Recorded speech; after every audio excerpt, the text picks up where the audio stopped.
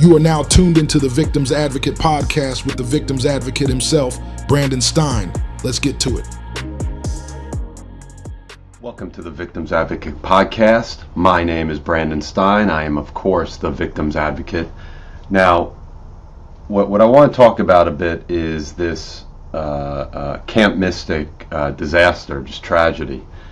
And it happened about a week and a half ago, where there was just torrential downpour, flooding, storm surge coming from an adjacent river that surged up and essentially flooded out this entire camp of young kids. And I think the body count at this point is over 100.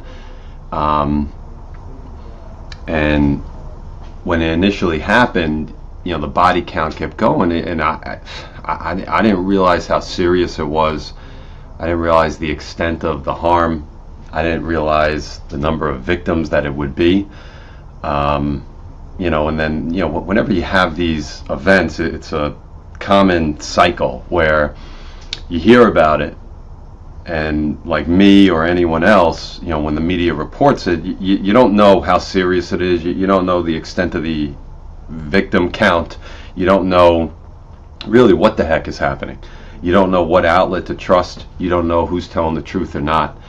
And when you have something like this, it evolves, and then immediately it's a search and rescue mission, and you hear that usually for the first couple days, 2 to 3 days. It's a search and rescue mission. We're trying to search out and rescue potential survivors. And, they did rescue many survivors. And then as these events unfold, they turn into a search and recovery. And that's something you never want to hear if you have a loved one that's missing, because a search and recovery essentially is just recovering the bodies, finding the bodies so they can do a proper burial or the proper grieving process for the families.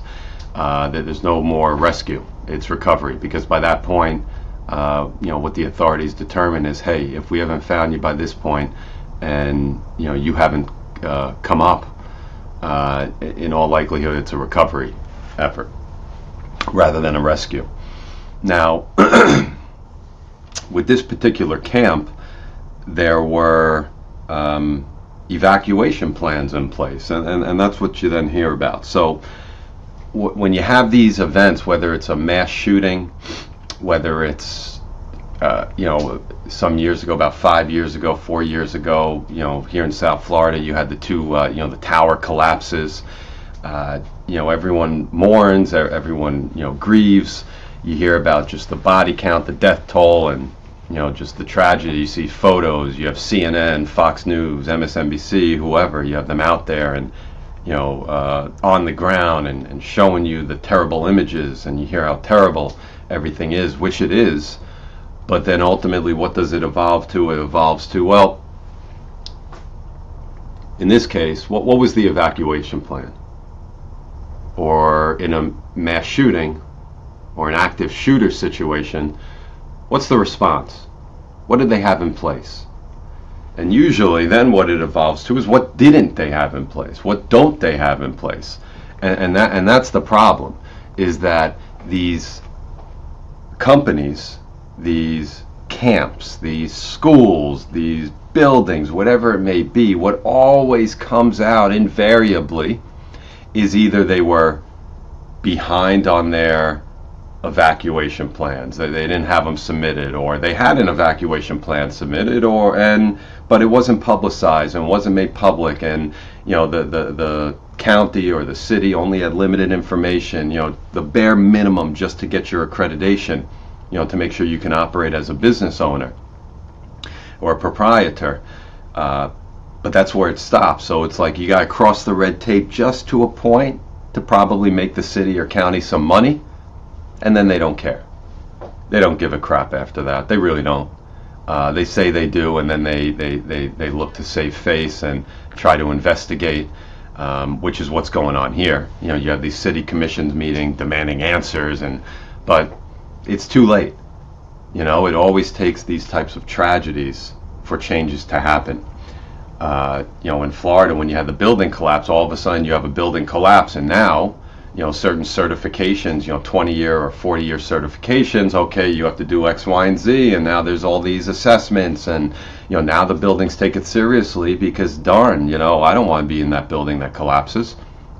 And in this situation, the same deal. You have an evacuation plan that was required by law, and this evacuation plan that was required by law was submitted. It was submitted to the Department of State Health Services for Texas.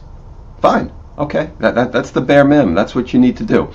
For the state to operate as a camp, and this camp was, I think it was 100 years old or something crazy like that. It was I think a religious-based camp, and they submitted 2 days earlier, to state inspectors, 2 days before the flooding.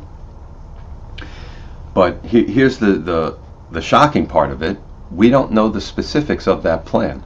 We don't know the specifics of how that plan is to be carried out.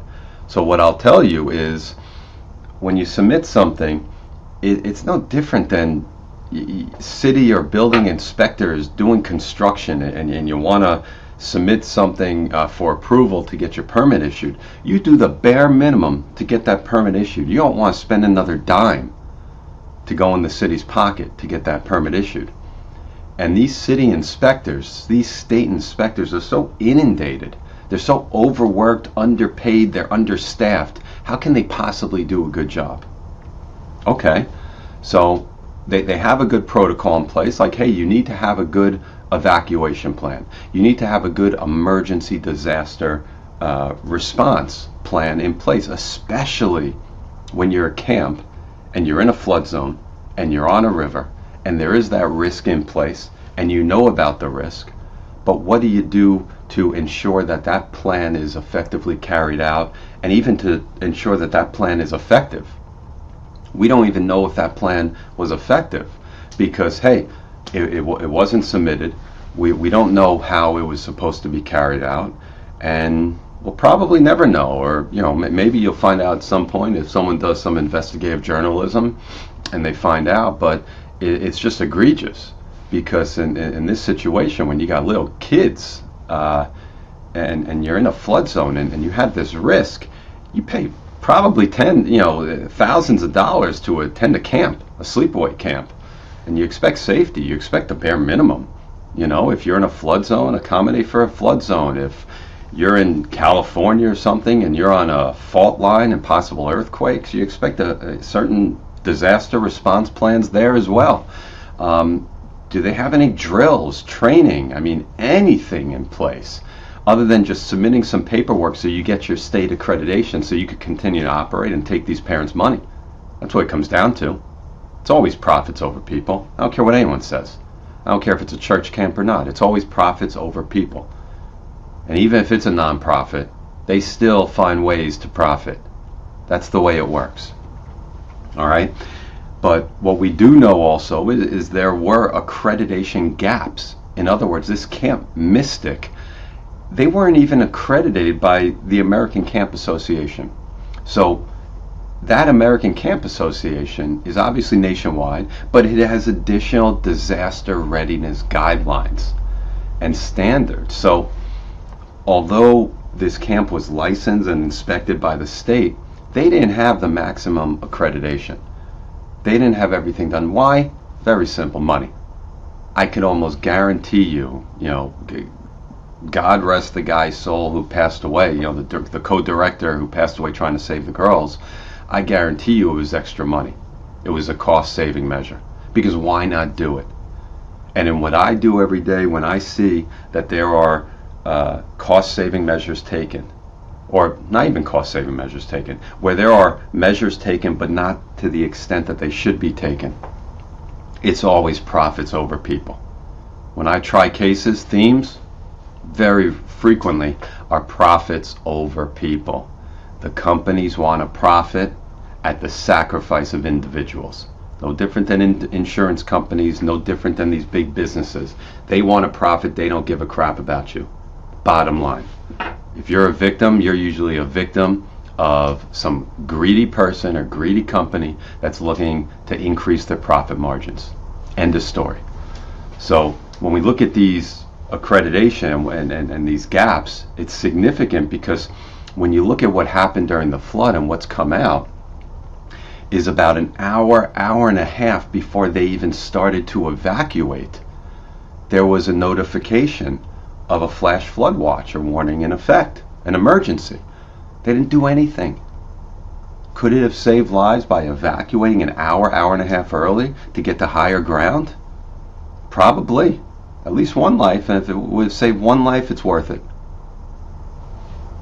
They didn't have a plan in place. They didn't know what to do. And when these disasters happen, when panic happens, it's very, very stressful, and you need to have a plan in place that you practice so it becomes just reactionary. And who knows what they did in terms of planning for this. Now, when these events happen, there's also communication breakdowns. Power goes out in these, backwood country camps. A lot of times there's no cell service, so they use walkie-talkies. So do you communicate that way? There's no PA system, because the PA system goes down when there's a power outage. So if you're not properly trained, if you don't have proper execution of an evacuation plan, that plan is useless. And that's probably what happened here. We're only a week and a half removed, but I'll tell you, as more information comes out, it becomes more and more concerning. And for me, as a victim's advocate, it's very concerning when I see this type of detail come out. Because, by the time the flash flooding hit, evacuation was underway, but at that point it's too late. You can't just start evacuating when the flooding hits. It's no different than when a hurricane comes. You're going to start evacuating when the hurricane hits shore? That's freaking ridiculous. You know the hurricane's coming 2-3 days before. You have all the cones, the spaghetti models, you have the forecasting, you know what's coming. You evacuate if need, you prepare if need. It goes crazy down here in Florida. But there is advanced warning for flooding, maybe not, but you have to take that into account when you have an evacuation plan. And there is no plan in place, and I can almost guarantee you what we're going to see moving forward are all these policy reviews, all these old guys sitting in commission meetings saying we have to change this policy, that policy, because we can't have this happen again. Happens all too often. All right, they do it half-assed. They have a half-assed evacuation plan, but then you have permanent consequences, and that's what happened here. So it'll be interesting to see, what happens next, because ultimately, when you have delayed evacuation, when you have communication that's unclear, when you have lack of planning, when you have a camp that wasn't fully accredited and got the highest level of accreditation and made sure that there weren't any oversight gaps, or evacuation gaps, you have these consequences. And that's what's tragic here. Now,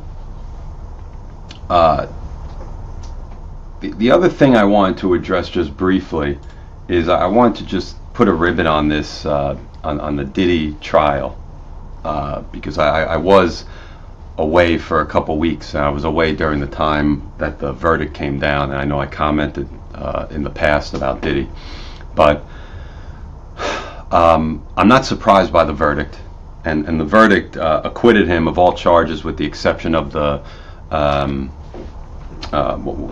transportation charge. What was it called? 2 counts of transporting individuals across state lines, basically his girlfriends or male sex workers, transporting them.